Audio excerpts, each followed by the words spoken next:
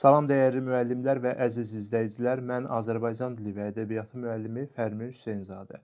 Hər kəsi xoş gördük. Bu gün sertifikasiya imtahanına hazırlaşan Azərbaycan dili və ədəbiyyatı müəllimləri üçün xüsusi olaraq 5 sual seçmişəm. Onların izahına baxacaqsınız. Ancaq qeyd edim ki, bu videoya təkcə sertifikasiyaya hazırlaşan Azərbaycan dili və ədəbiyyatı müəllimləri deyil, həmçinin MİQ, buraxılış imtahanları, blok, eləcə də dövlət qulluğuna hazırlaşanlar da baxa bilərlər. Onlar üçün də faydalı videodur. Odur ki, videonu sona qədər izləyin, qeydlərinizi aparın. İzaha keçid etməzdən əvvəl xatırladım ki, sıfırdan başlayıb sistemli şəkildə imtahanlara hazırlaşmaq istəyənlər üçün ödənişli qruplarımız fəaliyyət göstərir. Bu qrupa qoşulanlar mövzuların izahını, test izahları, sınaqlar və onların izahları, qızıl qayda izahları, xüsusi mətn tapşırıqları və s. əldə edirlər. Daha ətraflı məlumat üçün ekranda göstərilən nömrəni WhatsApp-ına yaza bilərsiniz. Daha çox izah üçün kanalımıza abunə olmağı, videonu bəyənməyi və paylaşmağı, rəy yazmağı unutmayın. Birinci sualın izahına baxırsınız. Hansı cümlədə fərqləndirilmiş sözlərin birində l səsi işlənmişdir? İlk olaraq bunu qeyd edim ki, l səsi samitdir və samitləri müəyyən edən zaman biz sözün düzgün tələffüzünə baxmalıyıq. Və bunun üçün də variantlarda verilmiş cümlələrin tərkibində yer alan sözlərin düzgün tələffüzünü qeyd etməli, daha sonra həmin tələffüzlərin içərisində l səsi vardır ya yoxdur, bunu müəyyən etməliyik. Gəlin A variantından başlayaq. Fərqləndirilmiş sözlərimiz A variantında inatla sözüdür və gələnləri sözüdür. Bu sözün düzgün tələffüzü inatla formasındadır. Baxın, yazılışda l samiti olsa da tələffüz zamanı n-ya keçdi. Yəni, səs dəyişməsi hadisəsi baş verdi. Gələnləri sözünə gəlincə, bu sözün düzgün tələffüzü gələnləri formasındadır. İlk baxışdan l samitinin n samiti ilə əvəz olunduğunu görən müəllim dərhal digər varianta keçir, lakin burada yanlışlıq etmək olmaz. Çünki bu l samitindən əvvəl də bir l samiti var və bu l samiti heç bir səslə əvəz olunmuyubdur. Və beləcə bu sözün tərkibində l səsi vardır. Doğru cavab A variantıdır. B variantı. İgidlər. Baxın, fərqləndirilmiş sözümüz igidlər sözüdür. Bu sözün düzgün tələffüzü igidlər formasındadır. Burada l samiti d samiti ilə əvəz edildi. Yəni, sözün düzgün tələffüzündə l səsi yoxdur. Ona görə B variantlar sırasından çıxarırıq. Bir vacib məsələni də qeyd edim ki, fərqləndirilmiş sözlər deyir. Siz burada deyə bilərsiniz ki, saxlamaq sözünün tərkibində də l samiti var axı. Saxlamaq sözü ayrıca bir işarə ilə fərqləndirilməyibdir. Eyni zamanda ilk sözünün tərkibində də l samiti var. Bunlar fərqləndirilməmiş sözlər olduğuna görə, yəni bu sözlərə baxmırıq. Sadəcə fərqləndirilmiş sözlərə fikir veririk. Günləri sözünün düzgün tələffüzü günləri formasındadır. Günləri. Fikir versəz, bu sözün tərkibində iştirak edən l samiti də n samiti ilə əvəz edilibdir. Ona görə C variantı da variantlar sırasından çıxarılır. O, tərəfdarlarını sakitləşdirib səbirli olmağa çağırdı. Tərəfdarlarını, fikir versəz, l samiti d ilə əvəz olundu. Tərəfdar, düzdürmü? Tərəfdarlarını. Demək ki, bu sözün tərkibində l samiti iştirak etməyibdir. Sakitləşdirib, l samiti d ilə əvəz edildi. Sakitləşdirib, düzdür? D ilə əvəz edildi. Yəni, bu sözün tərkibində də l samiti, l səsi yoxdur. Səbirli sözü səbirli formasında tələffüz olunur. Yəni, l samiti r ilə əvəz edilir. Və beləcə bu sözün tərkibində də l səsi yoxdur. Hirslə sözünün düzgün tələffüzü hirsnən formasındadır. Yəni, l samiti n ilə əvəz olunur. Gəlin düzgün tələffüzü qeyd edək. Hirsnən. Burada l samiti n samiti ilə əvəz edildi və beləcə l səsi sözün tərkibində yoxdur. Ona görə E variantında çıxırıq. Doğru cavab A variantıdır. İkinci sualın izahına baxırsınız.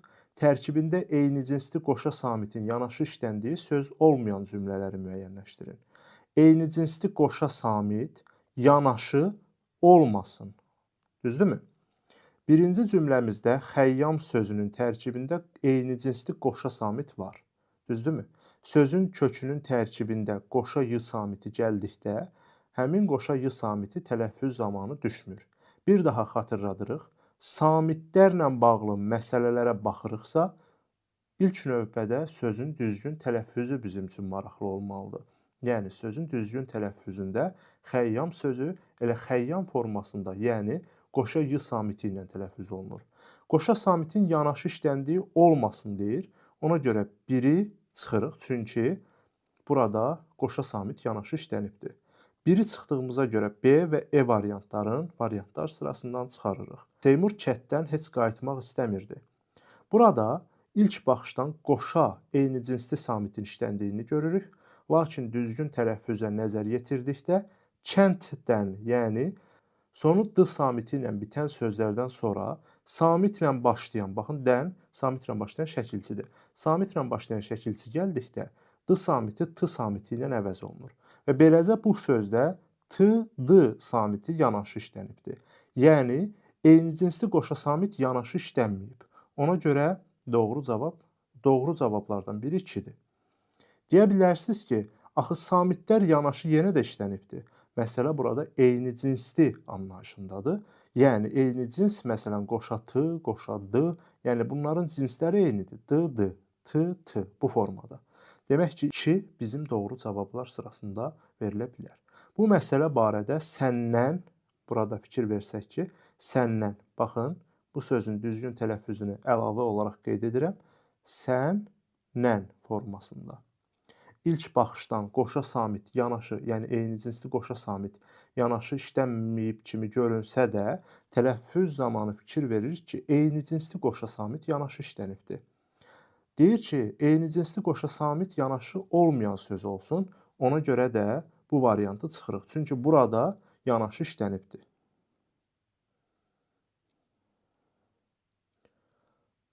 D variantını da bu səbəbdən variantlar sırasından çıxarırıq. Dostumun bu məsələdə o qədər də səriştəsi yox idi. Burada təqdim edilmiş cümlənin tərkibində yer alan sözlərin tələffüzündə eyni cinsli qoşa samit yanaşı gəlmir. Demək ki, doğru cavablardan biri də 4-dür.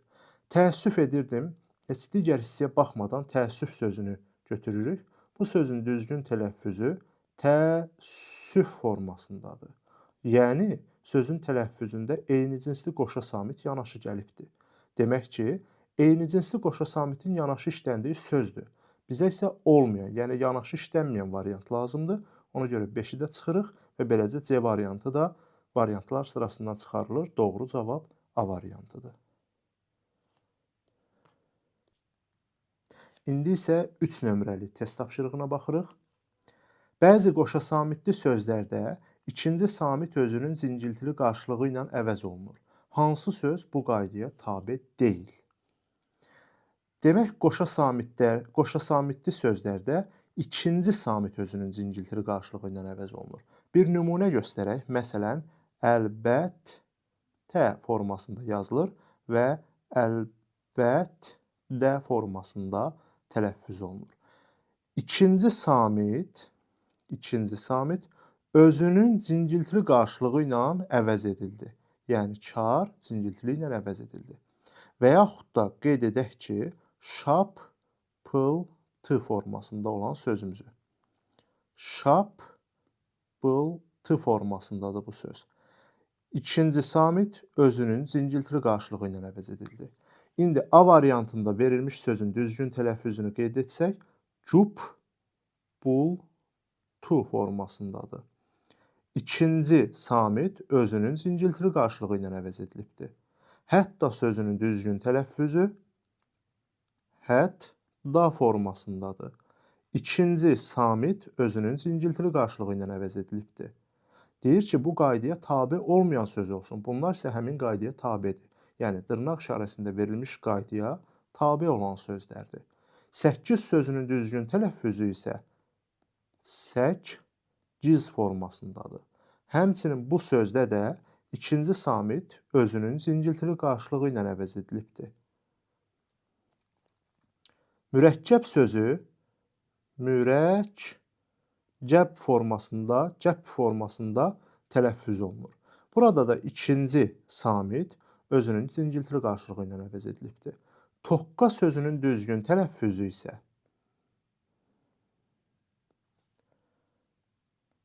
toqqa formasındadır. Burada iki cingiltili samit yanaşı gəlibdir və cingiltili samit özünün qarşılığı ilə əvəz oluna bilməz axı.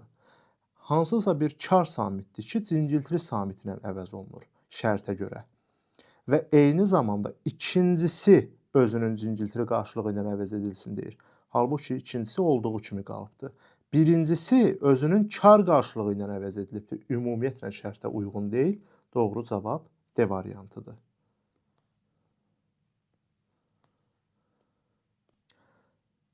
4 nömrəli test tapşırığına baxırıq. Yaxınlaşdıqca və məhsuldarlıq sözlərinin fonetik təhlilində ortaq cəhətlər hansılardır? Fonetik təhlil dediyinə görə bu sözlərin ilk növbədə düzgün tələffüzünü qeyd etməliyik. Yaxınlaşdıqca sözünün düzgün tələffüzü yaxınlaşdıqca formasındadır. Məhsuldarlıq sözünün düzgün tələffüzü məhsuldarlıq formasındadır. Fikir verdinizsə, iki fərqli məqam var. Burada L samiti, qırmızı ilə göstərək, L samiti N samiti ilə əvəz edildi. Daha sonra Q samiti də X samiti ilə əvəz edildi. İki fərqli məqam var. Daha sonra məhsuldarlıq sözünün düzgün tələffüzü məhsuldarlıq formasındadır. Həmçinin bu sözdə də L samiti R samiti ilə, Q samiti X samiti ilə əvəz edilib. Və beləcə səs dəyişməsi hadisəsi baş verib və iki fərq yaranıbdır.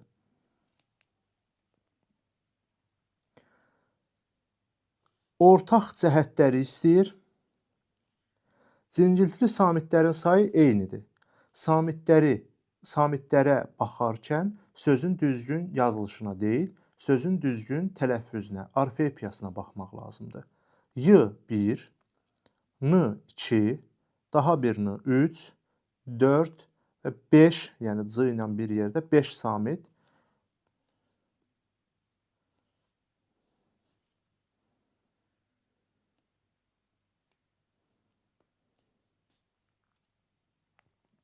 C ilə bir yerdə 5 samit demək cingiltili samitdir. Bu X bayaq fərqli məqam olaraq altından xətt çəkmişdik. Demək, bir daha qeyd edirik. Y, N, D və C samitləri cingiltili samitlərdir. Birinci sözdə 5 cingiltili samit var. İkinci sözümüzə baxırıq. 1 cingiltili samit, 2, 3, 4 və 5. Sonuncu çəkdiyimiz fərqli məqam idi. Bir daha göstərək. 1, 2, 3, 4 və 5 cingiltili samit vardır. Yerdə qalan samitlər isə, digər samitlər isə kar samitlərdir. Cingiltili samitlərin sayının eyniliyi, bəli, ortaq cəhətdir. Bir olmayan variantları variantlar sırasından çıxarırıq. Eyni sonor samitin olması. Sonor samitlər L, M, N və R samitləridir. Yəni L, M, N, R. Eyni olsun deyir. Yəni eyni sonor samit var deyir. Burada N və daha bir N fikir versəz, sonor samitlərimiz bunlardır.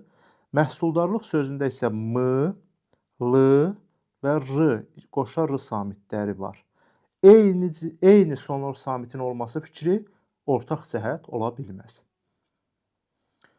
Açıq və qapalı saitlərin eyni sayda olması. İlk növbədə burada işarələdiyimiz hissələri silək ki, bunu asanlıqla müəyyən edə bilək.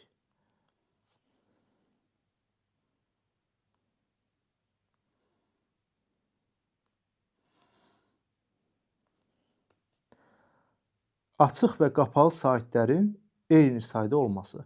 1 açıq sayt, 2 açıq sayt, 3 açıq sayt.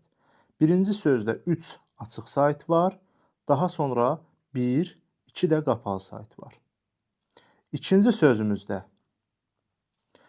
1, 2 açıq sayt var. 1, 2 qapalı sayt var. 3 açıq, 2 açıq olduğuna görə uyğunluq, yəni ortaq cəhətlər deyil. 3'ü variantlar sırasında 3 olan variantları çıxmalıyıq. Ona görə C variantı da getdi və beləcə A variantı doğru cavab olaraq qaldı. Eyni samitlərin yanaşı işlənməsi. Fikir versəz, 2 eyni cinsli samit yanaşı işlənib, yəni N samitləri, burada isə qoşa R samiti yanaşı işlənibdir. Oxşar cəhətdirmi? Bəli. Səs və hərf fərqinin müxtəlif sayda olması. Səs və hərf fərqinin müxtəlif sayda olması onların fərqli, ortaq cəhətləridirmi? Yəni, bu xüsusiyyəti araşdırmalıyıq. Müxtəlif sayda olması yox, eyni sayda olmasıdır. Yəni, bu da ona görə ortaq cəhət kimi götürülmür. Vurğunun sayca eyni hecanın üstündə olması. Yaxınlaşdıqca vurğu D-qın üzərindədir. Məhsuldarlıq sözündə isə məhsuldarlıq, baxın, sonuncu saytın üzərindədir. Eyni hecanın üstündə deyir, düzdürmü? 1, 2, 3, 4-cü hecadadır. 1, 2, 3.